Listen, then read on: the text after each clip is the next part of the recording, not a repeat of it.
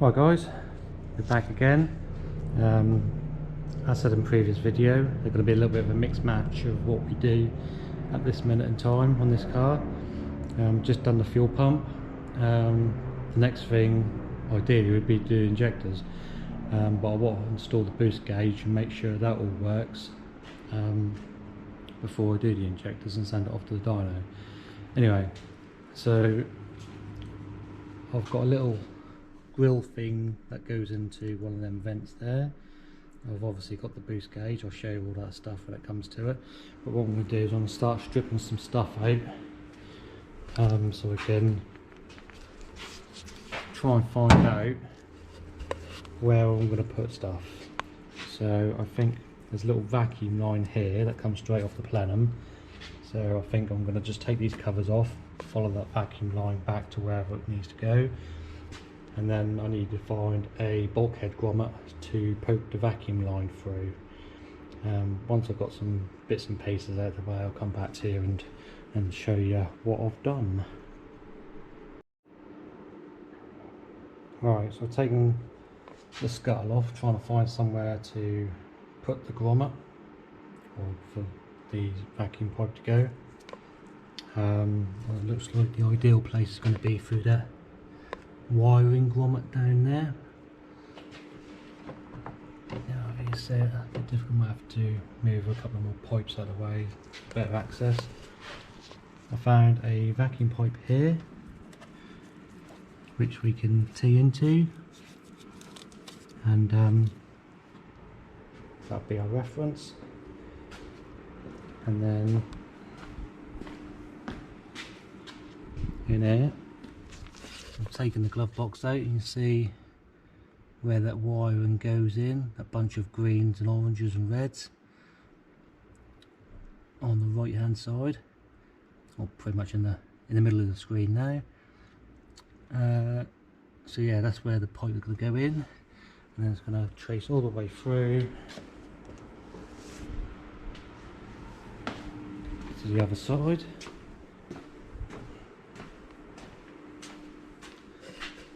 And it's going to go in that vent there, and I can pick up a side light feed for the illumination from the switch then. So yeah, we'll crack on and get the vacuum pipe, or the boost reference pipe, fitted in. I think that's going to be the bit that's going to take the time, unfortunately, but we'll get that done anyway. Right, thought I'd come and show you what I've got for the boost gauge side of things. So I've got this Turbosmart boost gauge. I thought Turbosmart because I've bought all the other stuff, like the actuator and the reset valve, they're all Turbosmart, so we'll just get the gauge to match. And that comes with this little shield thing to stop glare. Now it's just like 2 wires for illumination, and then a thing to plug the hose into. You get this bit of reel of hose here. I don't think I'm going to use this. I think I'm going to see if I can find some silicone pipe that's long enough. I don't like using this stuff. And then I've got this adapter plate by whoever they are. And I've got an Instagram there if you want to go and see what they do. And I just got this off eBay. I think that was like a tenner. And apparently it just goes straight in on the air vent. So who knows? We'll figure it out, I guess. But anyway, we're going to yeet that away. I'm going to find some other silicone hose to do the job. Right, just bring it back in again. So I've got a boost reference in. At the minute, just need to make sure this cover fits first. I haven't seen it if it fits yet. That'll get tucked up out of the way there, up there, and then what I've done is I've drilled a little hole in there just to poke that through the grommet. I had to take off the induction pipe just to get a bit better access, but for a couple of Jubilee clips and a bolt, you know, it's well worth making sure you get it all done in properly. So I'm just going to fit this cover here, cable tie all that up, and then we can go into the inside. Right, so that's in. All I do is just cut a little bit of the casing away, or the cover away, just so that it comes out nicely without snagging on anything. And again, I can access that at any point to see if it's blown off. A few cable ties around the pipes, just so they don't pop off. And it's just cable tied along the top there, and then obviously goes in that grommet down there. I'll put all this back together now, so all I've got to do is just put the scuttle panel in there, and then we'll move on to the inside. Right, so that's where that comes out on that grommet there. I'm hoping that I've got enough pipe just to go across the dash and over to that offside vent. I've just got to try and feed it through to the other side now, and then hopefully poke it up through the other side.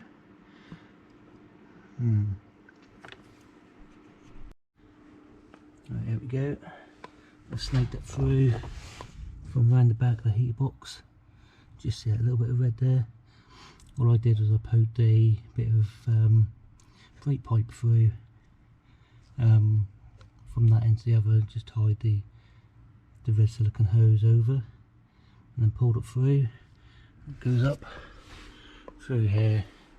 Now that heat vent, as you see, just had enough pipe, so I'd take a couple of little other panels out down the bottom here, and this one here, and while we're here we've got a pollen filter, so easy access, so we'll replace that while we're here as well. And right, let's get the gauge and see if that fits in the vent.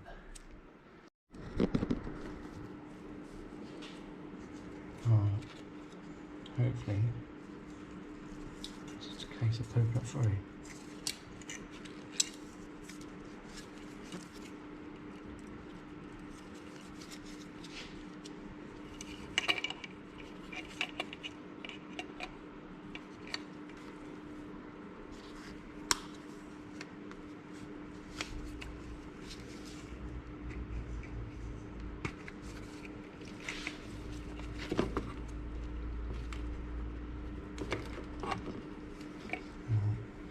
Turns out someone's measurements are off. I've got a plan so cunning you could put a tail on it and call it a weasel. So what I'm going to do is I'm just going to get a round file in there, try and open up a little bit.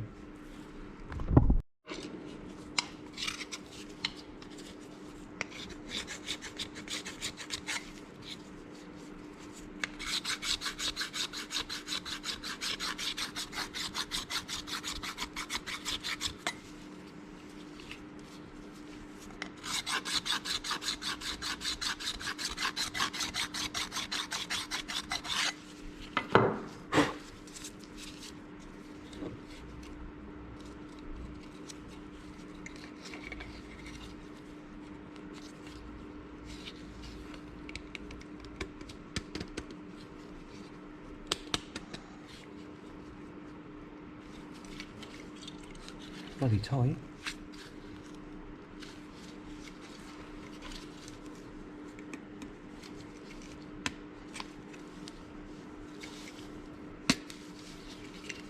Just trying to get that level in the hole. So I push up the right hole. Get level? I don't know.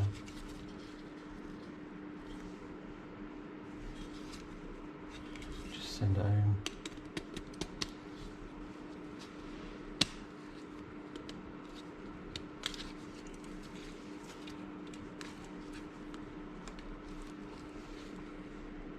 And what's that?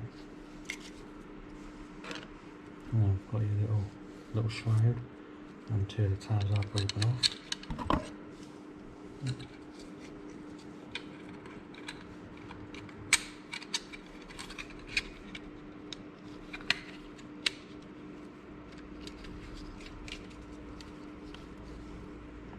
There we go. I don't think I need this bracket on the back. It's just so tight fitting. It didn't fit anyway if I trim it down. No, that's good. I'm not going to bother the bracket. It's such, you can't even turn it, let them poke it out. But yeah, right, let's go and fit that into the car. Right, to be honest with you, I'm not too happy with that. Just doesn't fit too well.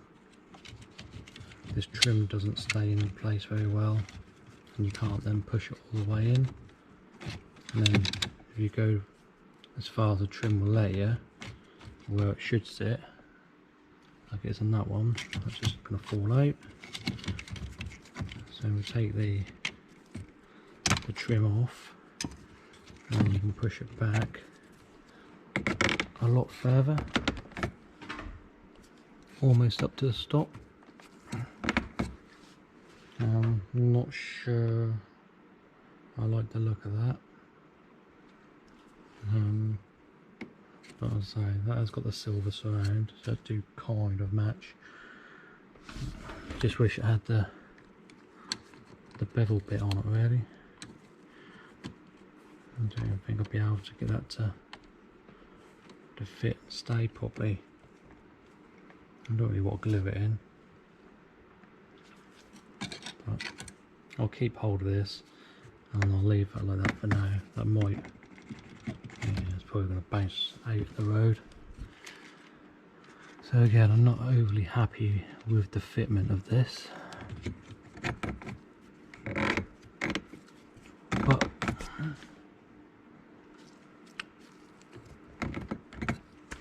I think that will do for now. Right, okay, we'll carry on anyway, and I've just got to wire, same wire, should be 2 wires up there.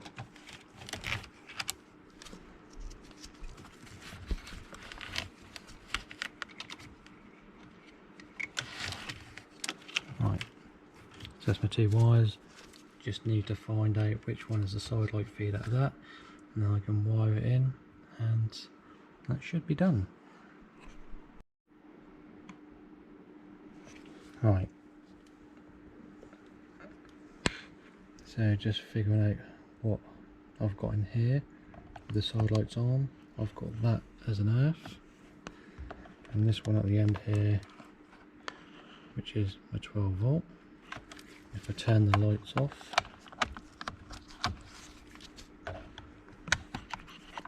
that then goes to 0. There we go. And I've still got my earth there. So I'll get these 2 cables connected to here and come back to you when it's done. Right, I've got these all connected up into them wires, all taped up. Just clip this back into place.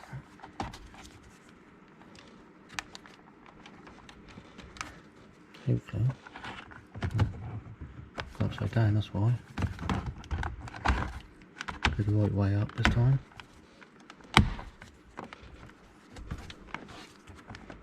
Tricky little thing.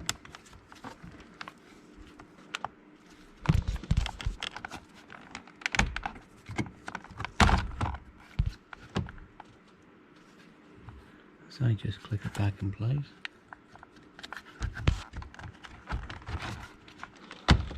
Go again.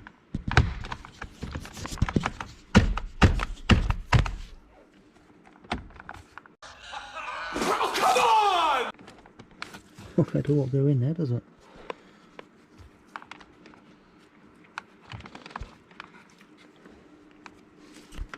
Right. Let me put you down. And get a screwdriver and see if we can manipulate these tabs a little bit. Oh, is it going?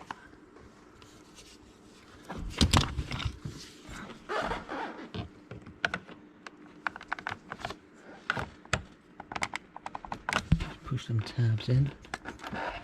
There we go, we're there. Right, so that is in. Hopefully lights up lovely.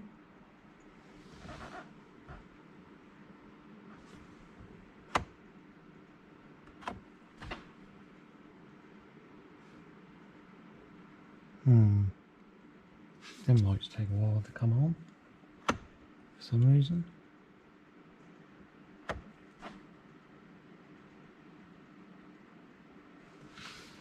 How bizarre. Let's check these ones.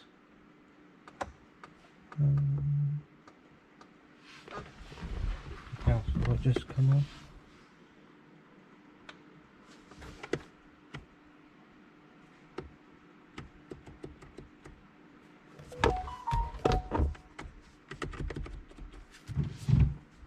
Yeah, I know why. Think of the key. Right, now with the ignition on, that one comes on and off, and they're bright and they'll go dim. I'm going to turn it on. There you go, look. The old adjuster wheel, and they go on and off as they should. So, yeah. So, anything is I can't adjust the brightnesses that gauge, but who cares? Maybe I should have teed into that one instead. I don't know. Right, let's start and see what happens.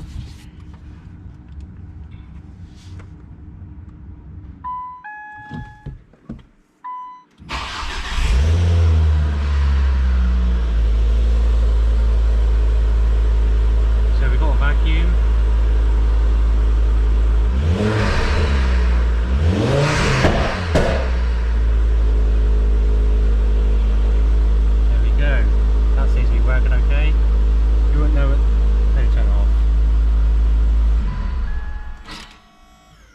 You won't know if it's fully working until you take it down the road. But turn the lights off. Yeah, as I say, you won't know it's fully working until you take it down the road.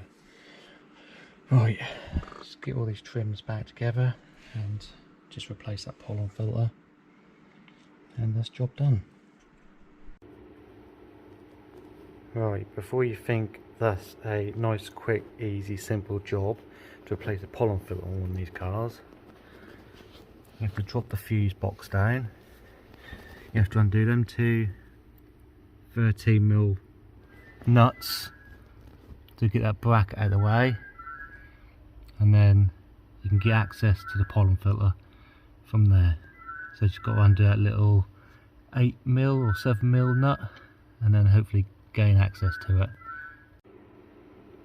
Right, now with that door out of the way, that's a 7mm. I just use a flexi headed screwdriver for Jubilee clips, and because mine's got the glove box air conditioning, that pipe is connected to that door, so that just all pulls out, and now I've got access to the cabin filter in there, so I just got to pull that out, put the new one in, and put it all back together again. Right, here we go. That's the old dirty one. Don't know how long that's been in there, but it's been in there a fair while. It's so heavy. That's the other side of it. As I say, it's absolutely caked in dust. And this is a new one, genuine 4-bit. Part number if you need to know that. So we'll get that fitted in there. They are airflow directed, so you need to make sure you get it in the right way, and then I'll get it all back together again.